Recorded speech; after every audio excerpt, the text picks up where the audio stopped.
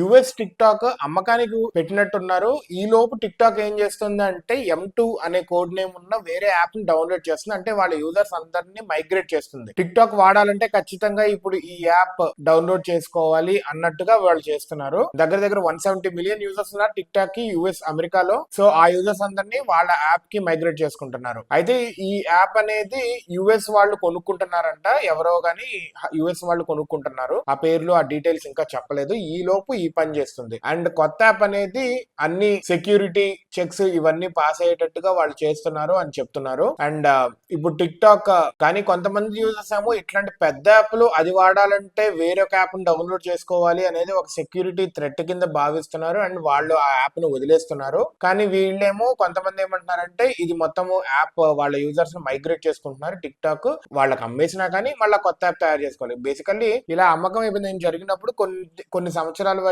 లేకపోతే కొన్ని నెలల వరకు అలాంటి యాప్ ని క్రియేట్ చేసుకోకూడదు అని ఉంటుంది. మరి ఇది అసలు ఏం జరుగుతుందో ఇక్కడ టిక్ టాక్ వాళ్ళే బయటికి చెప్పాలి.